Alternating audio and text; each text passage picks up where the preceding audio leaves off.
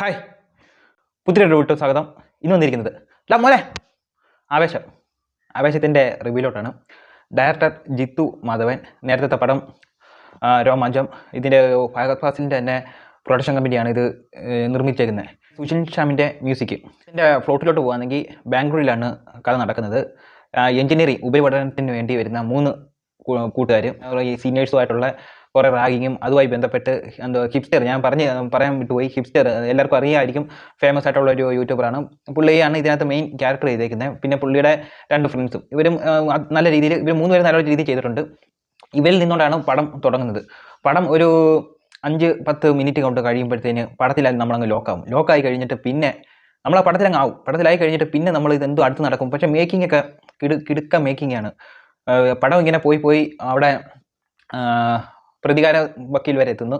അതിനുശേഷം ആണ് നമ്മുടെ മോനെ രംഗ അണ്ണനെ കണ്ടുമുട്ടുന്നത്. അങ്ങനെ അവിടുന്ന് തുടങ്ങുക. ഇപ്പോൾ ഈ ഫഹദ് ഫാസിലിനെ വെച്ച് നോക്കുകയാണെങ്കിൽ ഈ പടം ഒറ്റയ്ക്ക് ആ തുടക്കം ആ ഫഹദ് ഫാസിലിനെ കാണിക്കുന്ന തൊട്ട് രംഗ എന്ന് പറഞ്ഞ ക്യാരക്ടറിനകത്ത് തൊട്ട് അങ്ങ് കയറി പോവുക. ആ പടം ഒറ്റയ്ക്ക് കൈകാര്യം ചെയ്ത് കയറി പോകുന്നതിൻ്റെ കൂട്ടാണ് എനിക്ക് ഫീൽ ചെയ്തത്. അവസാനം വരെ ഒരു അടുത്ത് പോലും ബോറാവുന്നില്ല. പിന്നെ അതിനകത്തുള്ള ഹ്യൂമർ, ഓരോ രീതിയിൽ കാണുന്ന ഹ്യൂമർ നല്ല രീതിയിൽ വർക്കായിട്ടുണ്ട്. അപ്പോൾ നമ്മളത് ഹ്യൂമർ കാണിക്കാൻ വേണ്ടി പക്ഷേ നമുക്കത് വർക്കാവുന്നുണ്ട്. പിന്നെ മേക്കിംഗ് സ്റ്റൈല് ഇതെല്ലാം കൂടി വെച്ച് നമ്മളെ ഒരു വേറൊരു ലോകത്തോട്ട്, തിയേറ്ററിനകത്തോട്ട് കൊണ്ടുപോയി അതിനകത്ത് നല്ല രീതിയിൽ വിജയിച്ചിട്ടുണ്ട്. ജിത്തു മാധവൻ നല്ല രീതിയിൽ വിജയിച്ചിട്ടുണ്ട്. പിന്നെ ഇതിൻ്റെ ഫൈറ്റ് മാസ്റ്റർ ആരാണെന്ന് നോക്കിയിട്ട് കിട്ടിയില്ല. എന്തുമായാലും പുള്ളി നല്ല രീതിയിൽ ഞാൻ കണ്ടത് ഈ അടുത്ത കാലത്ത് മലയാളത്തിൽ കണ്ടത് ഏറ്റവും നല്ല ഫൈറ്റായിട്ടാണ് എനിക്ക് തോന്നിയത്. ഇൻ്റർവെല്ലിൽ ആവാറാകുമ്പം ഒരു ഫൈറ്റ് ഉണ്ട്, അത് കിടുക്കം ഫൈറ്റായി പോയി. നമുക്ക് കോളേജ് വെച്ചൊരു ഫൈറ്റ് ഉണ്ട്, അത് കിടുക്കം ഫൈറ്റാണ്.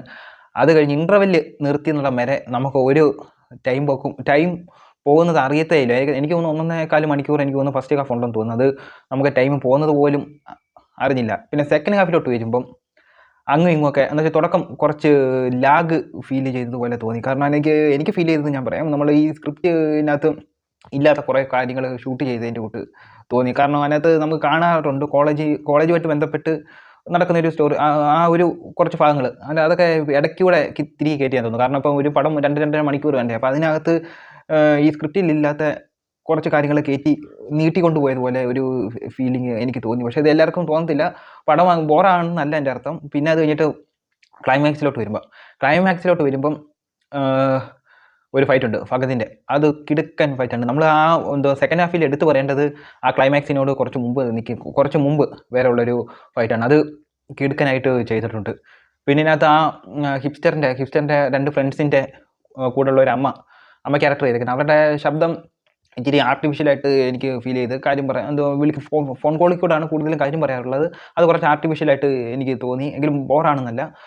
പിന്നെ മൻസൂർ അലിഖാൻ ഒരു വേഷം ചെയ്തിട്ടുണ്ട്. പുള്ളിയുടെ ആവശ്യമില്ലെന്ന് എനിക്ക് തോന്നി. ചുമ്മാതെ കയറ്റി കൊണ്ടുവന്ന ഒരു ക്യാരക്ടറായിട്ട് എനിക്ക് തോന്നി. ഞാൻ കണ്ണ് തള്ളിയത് ഫഹദിൻ്റെ അഭിനയം കണ്ടിട്ടാണ്. ഇപ്പം തന്നെ ഓരോരുത്തർക്ക് സ്റ്റേറ്റ് അവാർഡിനൊക്കെ വേണ്ടി മത്സരിക്കുന്ന ഒരു സമയം. അതിൻ്റെ ഇടയ്ക്ക് ഇതേപോലെ ഒരു ക്യാരക്ടർ എന്ന് വെച്ചാൽ പുള്ളി നേരത്തെ ഇതുപോലത്തെ ക്യാരക്ടർ ചെയ്തിട്ടുണ്ട്. അതായത് ഒരു സൈക്കോ ക്യാരക്ടർ പോലത്തെ ഒരെണ്ണം ചെയ്തിട്ടുണ്ട്. പക്ഷേ ഇത് വേറെ ഒരു രീതിയിലായി പോയി.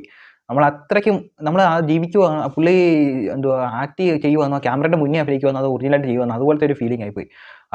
അതേപോലെയാണ് നമുക്ക് തോന്നുന്നത്. അത് കറക്റ്റ് പുള്ളി അത് പിടിച്ച് ചെയ്തിട്ടുണ്ട്.